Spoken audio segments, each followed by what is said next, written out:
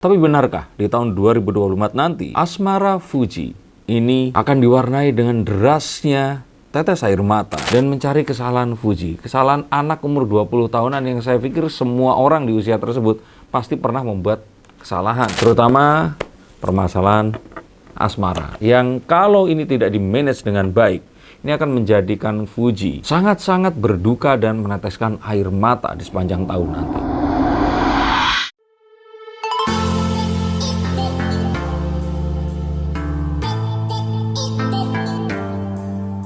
Halo Science-Seekers, kembali berjumpa bersama saya Denny Darko. Tidak ada yang namanya misteri, yang ada adalah tanda-tanda yang kita semua coba untuk mengerti. Pergantian tahun biasanya dipenuhi dengan sebuah harapan agar apa yang terjadi di tahun sebelumnya akan bisa diperbaiki atau menjadi lebih cemerlang di tahun depan ini nanti, tahun 2024. Tapi benarkah di tahun 2024 nanti, asmara Fuji ini akan diwarnai dengan derasnya tetes air mata dan banyaknya perpisahan? Yuk kita akan lihat menggunakan kartu-kartu saya. Mengapa Fuji? Karena Fuji ini masih menjadi sebuah topik pembicaraan, membuat Torik Halilintar menjadi beken atau lebih beken daripada sebelumnya. Alia yang sudah beken itu menjadi lebih beken juga. Jadi Fuji ini memang memiliki magnet tertentu. Tetapi mengapa kisah cintanya selalu diwarnai dengan perpisahan? Selalu baru sama Torik ya, atau kenapa kok saya berpikir begitu ya? Tapi yuk kita akan lihat menggunakan kartu-kartu saya. Tahun 2024 nanti sepertinya akan menjadi tahun emas untuk beberapa selebriti di tanah air.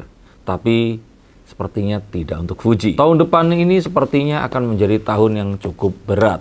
Dan dari kartu The Nine of Swords, kita akan tahu bahwa cobaan ini kayaknya akan mengantri untuk muncul dan membesar di 2024. Ini mulai terlihat dari apa yang terjadi di akhir atau penghujung tahun 2023 ini. Terutama ancaman terhadap karirnya yang akan bisa saja menyebabkan karirnya ini merosot tajam.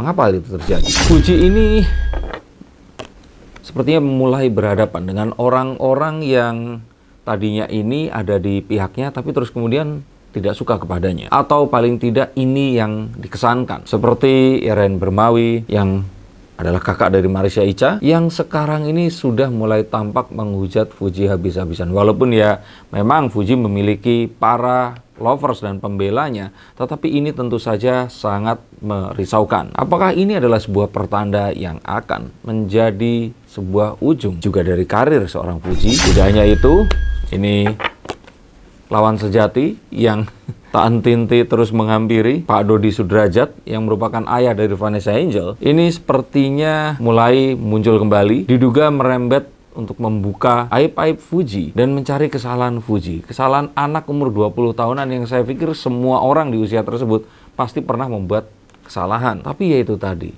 menyebut nama Fuji saja, video ini juga akan pasti ditonton oleh para fans dan juga hatersnya. Apalagi orang-orang yang memiliki memang keterkaitan. Ini sama seperti Joker, Penguin, Catwoman yang ikutan beken karena melawan Batman. Dan selain menjadi duri dalam daging, ini adalah sebuah situasi yang sulit untuk melawan orang-orang yang masih memiliki keterkaitan dengan orang-orang yang dekat dengannya. Pak Dodi ini kan ayah dari Vanessa Angel yang merupakan kakek dari Gala Sky juga. Marissa Icha kita tahu dulu juga membantu Fuji dalam penggalangan dana untuk rumah Gala Sky. Hal seperti ini yang nggak mudah untuknya bisa membuat sebuah front untuk menghadapi orang-orang yang memang masih memiliki kedekatan terhadap orang yang juga dicintainya. Karena sepertinya Fuji dan juga keluarga Pak Haji Faisal ini, meskipun dengan semua hal yang terjadi dan keterkenalan yang terus melejit ini, nggak ingin berfriksi atau memiliki sebuah perlawanan terhadap keluarga dari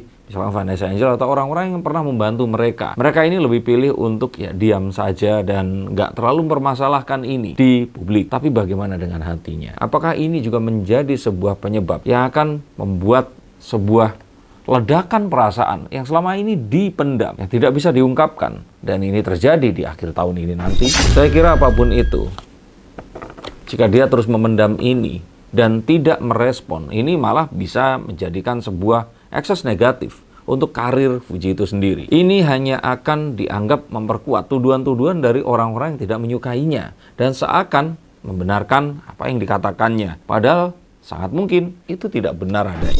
Lalu apakah terus kemudian Fuji di sini harus melawan? Saya pikir sih tidak ya. Saya kira malah kalau nanti dia terlihat sangat membela diri, ini akan jadi blunder juga dan akan menyebabkan citra Fuji ini menjadi buruk. Apalagi jika banyak sekali orang-orang akan ngecap dia ini arogan. Padahal nggak seperti itu adanya. Wanita itu kan kalau sudah menghujat atau menyindir wanita lain, itu lebih sadis dari apapun juga seperti itu. Dan banyak sekali orang-orang yang terus ikut untuk bersukacita melihat Fuji yang mungkin saja menghadapi ini semua menjadi bimbang, galau, dan ragu sehingga terlihat seperti terperosok ke dalam sebuah kemerosotan karir yang nyata. Nah, maka dari itu Fuji ini perlu hati-hati dalam mengambil langkah apapun dan memikirkan jauh ke depannya akan apa yang akan dilakukannya. Karena sebenarnya dialah yang bisa membuat orang-orang di sekitarnya ini ikutan numpang beken. Kalau memang yang paling membuat beken kan Gala Sky ya. Tapi Gala ini kan anak kecil yang nggak bisa collab sana, collab sini, pergi ke sana dan sebagainya.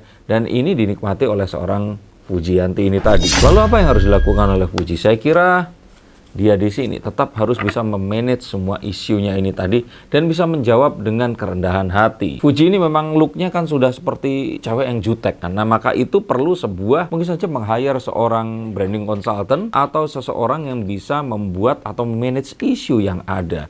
Karena apapun itu, merosot atau naik, ini sebenarnya adalah sebuah hal yang bisa ditunggangi dan menjadikan sebuah cara untuk menjaga karirnya. Untuk membuktikan teori saya, tahu Barbie Kumalasari kan, yang memang dia sengaja menjadikan dirinya ini sebagai seseorang yang jadi objek orang-orang yang tidak menyukainya dan dia bisa mendapatkan sebuah popularitas dari sana. Maka sebenarnya sebuah hal yang negatif pun itu bisa dikelola untuk jadi sebuah hal positif untuk dirinya. Kalau dia mau dan mengetahui dan mau melakukan ini. Terutama permasalahan asmara yang kalau ini tidak di-manage dengan baik, ini akan menjadikan Fuji sangat-sangat berduka dan meneteskan air mata di sepanjang tahun nanti.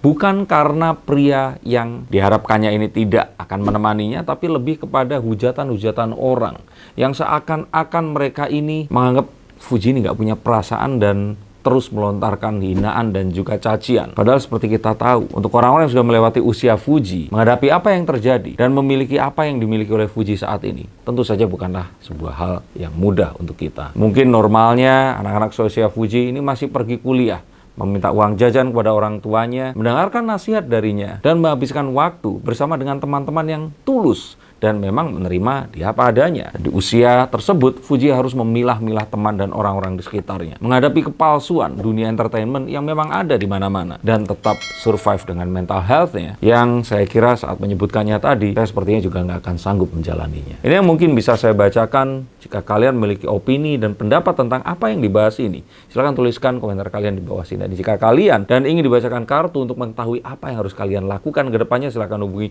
nomor di bawah sini. Terima kasih atas atensinya dan sampai jumpa di konten yang berikutnya. Salam.